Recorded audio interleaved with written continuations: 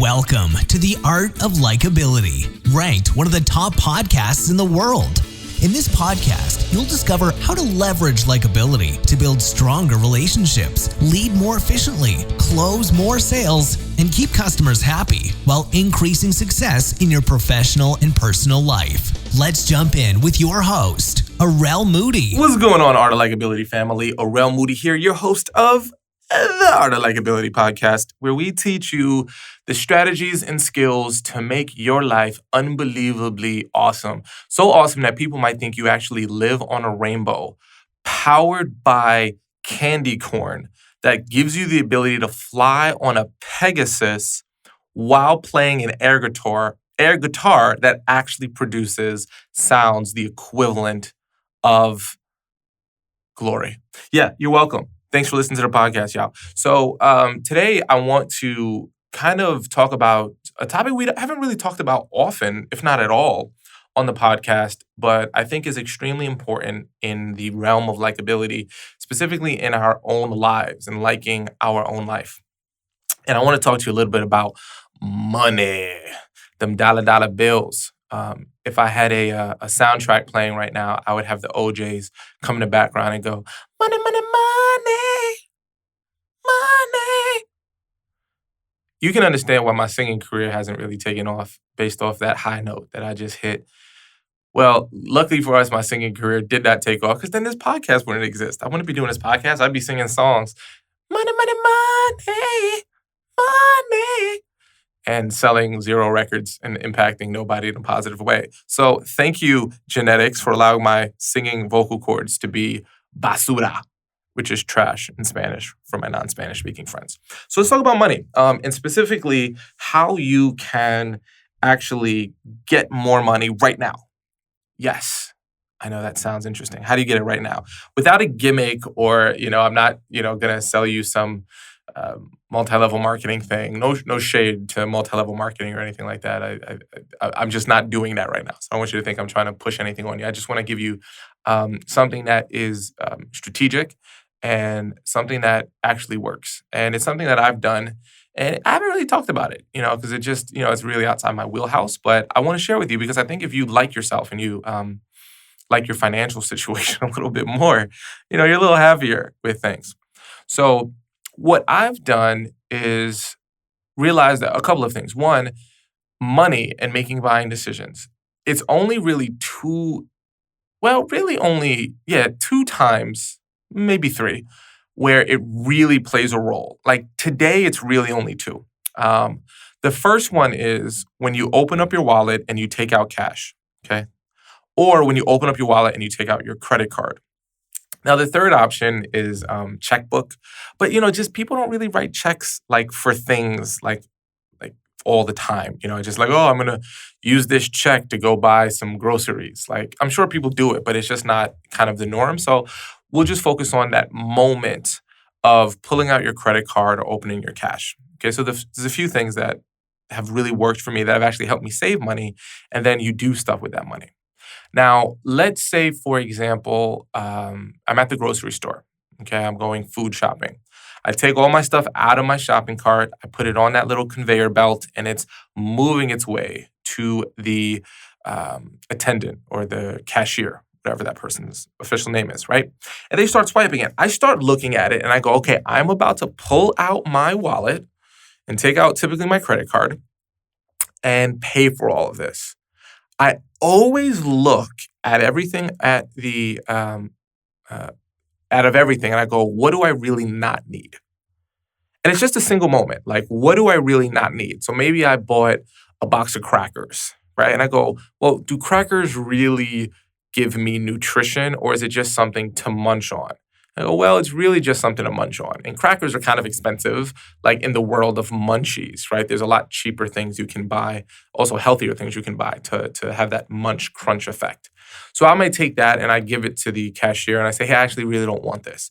They're totally fine. The cashiers are totally, if you say, hey, I really don't want this, they go, okay, and they just put it to the side and someone restocks it and it's fine. So I encourage you, whenever you go shopping, the next time you go grocery shopping, look at your list and ask yourself, what is it that I really don't need? And the only time you have to remember this, like the the memory or the cue or the trigger is when you're opening your wallet. Like when you go in, a lot of times when people take their wallet out, it's almost like brainless or automated process. They just kind of take their wallet out, swipe it, move on, or take their wallet out, hand them the cash, move on, right? But I want that to be the trigger that makes you go, what's one thing I can remove, right? Just one thing. Maybe you got 3 bags of frozen cherries. Making this up, people, just work with me. And I only need 2 bags of frozen cherries. Or maybe you're saying, hey, Arel, I'm only buying staples. I'm buying, meat, cheese, eggs, bread, or whatever is your staple food. Well, maybe you don't do cheese. Maybe you just don't do cheese this time, right? And you just remove one item. Like ultimately, one item isn't going to be devastating in your overall nutrition. Like you're not going to starve because this one time you went to go buy groceries, you put the cheese back. You know what I'm saying? Choose that, that moment, that trigger of opening your wallet at the grocery store in this example to say, what's one thing I don't need? And whenever I am opening my wallet or opening the other thing I think about too is, where can I trim down on a purchase, right? So if I'm going to purchase something, where do I trim down on it? So for example, let's say I'm going to Subway, okay?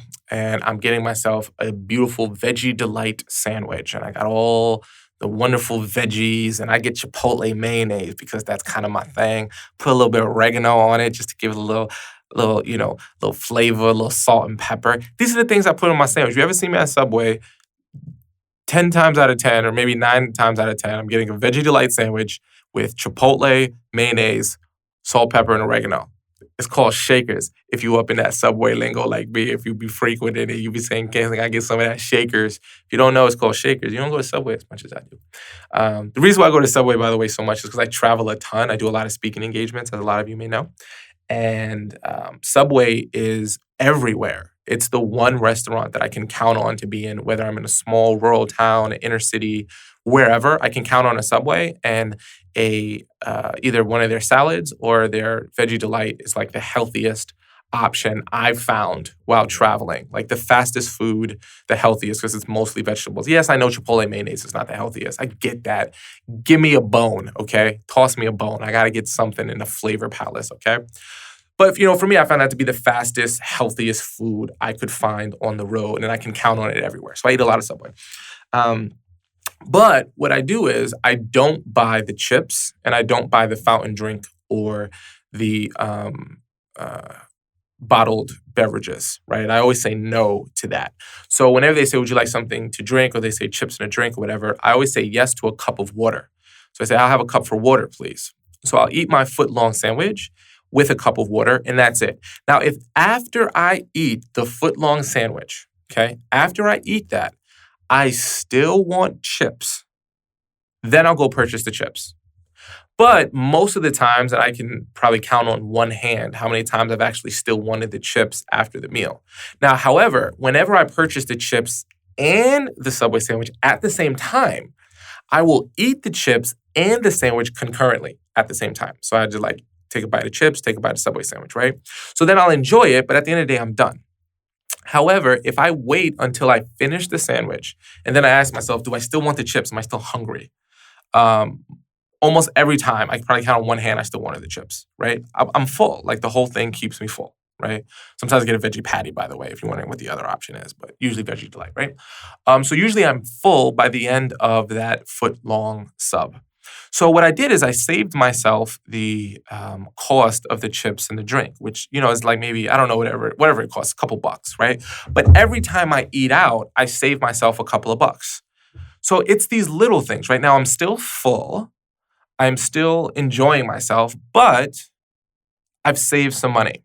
So I want you to start looking at your life. And I don't want you to, a lot of people say, cut back on all the things except necessities. I think that's crazy, right? Don't do that. But the next time you're going to make a purchase, when you open up your wallet, ding, ding, ding, ding, ding, that's your trigger, okay? And then what I want you to do is ask yourself, what's one item you can put back, okay? Or what is something you can do to slim down your purchase, but still have everything you want? I do this too when I go clothes shopping. By the way, if you want my frugal secret to clothes shopping, I actually only buy clothes typically one time a year. Now I'm a guy, so I understand maybe fashion doesn't change as frequently for men as it does for women. So it's a little maybe it's easy. I don't know. I don't know anything about fashion, right? I just know that women's fashion seems to change based on my wife's wardrobe. Well, she doesn't buy that many clothes, honestly. I'm kind of throwing her under the bus here, but based on just what I see with women's clothes, it probably changes a little bit more. Anyway, I'm digressing. Listen, right? So what I do is once a year after Christmas, before New Year's, that's when I buy my clothes. Like I buy it one time a year. And I go to town. Like I go to town because everything's like 50% off. It's after Christmas. So they're trying to get rid of their inventory, trying to get on a positive, get into the black for the year ends, whatever it is. I just noticed that the stores I shop in, I see these 50% off, buy one, get one free. And that's where I go to town. But what I do was if I buy like 6 dress shirts and 4 dress pants, whatever's the thing that I buy, I'll always look at my entire purchase and go, what's one of these items I can put back? One shirt, one pair of pants, one something. Okay. And just look at that. Whenever you go out, what's one item you can put back if you're buying multiple things? Or what's way you can slim down, on your purchase? Like maybe you're going to buy, and again, I'm making all this stuff up. Like you're buying a bulk thing of candy, right? Maybe like you have a sweet tooth like me and you're going into the bulk candy section and they got that big old scooper and you're scooping in some delicious candy into your clear plastic bag. Maybe you take one scoop out. Like scoop in what you want and go, okay, this is what I want. This feels good. And then put the scooper in and take one out. I don't know if that's sanitary, but, don't tell the higher ups. But the point is, you'll actually save. You'll be surprised at how much this little insignificant changes here and there actually will increase the amount of money that you have.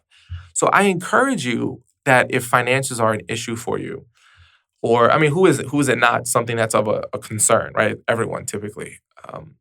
Just look for these little things, and if you really want to do it, I mean, I don't do this personally, but if you want to do it because you're more organized than me, I think it'll be a cool idea.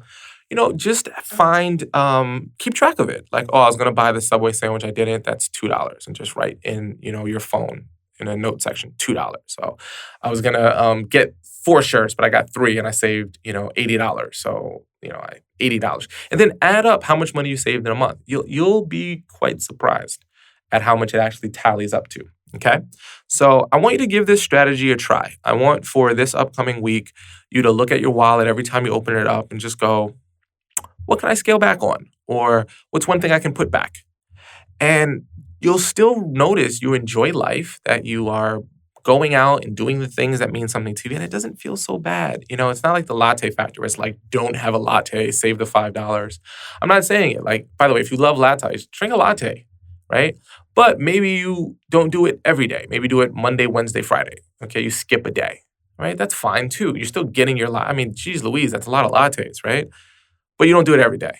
It just look for simple ways to skim and scale back. It actually adds up to a lot every month and then every year.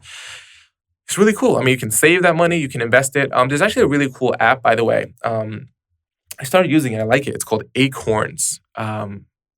What's cool about it is you connect your credit card or debit card or whatever the case is, right? And let's say you purchase something for $4.48. It'll round the purchase up to $5 and it'll take the 52 cents that it rounds it up with and it puts it into an investment vehicle for you. So what's really cool is that every time you're making a purchase, it literally just rounds up the cents to the nearest whole dollar and then puts that into a investment vehicle for you. So at the end of the month, hey, you just invested in the stock market, a couple of bucks here, a couple of bucks there. But the great thing is that it's automatic. Like once I've set, I choose the funds, they give you these options. Which kind of funds do you want? You choose them, you connect your credit card, and then automatically just bloop, bloop, bloop, shoots the money over for you. I'm sure there's other apps that do it, but that one, I kind of like it. It's automated, it's cool. So these are really simple, easy ways for you to get more money, save more money, and still enjoy life. And if that doesn't create a more likable life, I don't know what will. Think about it. Enjoying your life and saving more money so you can buy stuff. Maybe you save that money and you go on a vacation. Maybe you send me a postcard. Be like, yo, Arel, I'm in Fiji right now. I'm sending you a postcard. I'm one of your Art of Likeability listeners. Don't ask me how I got your mailing address. Just know that I got it because I was stalking you like that on the internet. Hashtag stalking, hashtag I use the hashtag in a postcard. Think about that one. Okay. All right. I'm going to end there because that's a good place to end. I want you to remember that these strategies I share with you today about how to save money and how to use your wallet as a trigger and how to ask yourself where you can scale back or put back, it ain't going to help you in any way. The implementation of this strategy, literally will save you a bunch of money. And if you don't want to have a better life, more likable environment, you just listen to the wrong podcast, but you do. That's why you're listening, and I appreciate you. All right? Let me know what you think about this. If you save some money, if you applied it and it worked and it was pretty cool, shoot me an email at info@artoflikeability.com. That's info@artoflikeability.com. Do me a favor. If you have your phone, are you looking at your phone right now? Are you looking at it? Did you press the subscribe button? Because if you didn't, you're making bad life choices. Hit the subscribe button. Leave a 5-star review on iTunes. And I will see you next week. You are awesome. Thanks for listening. Make sure to subscribe to our podcast, The Art of Likeability, and reach out with any questions you have. Until next time, remember, my friend, you are awesome.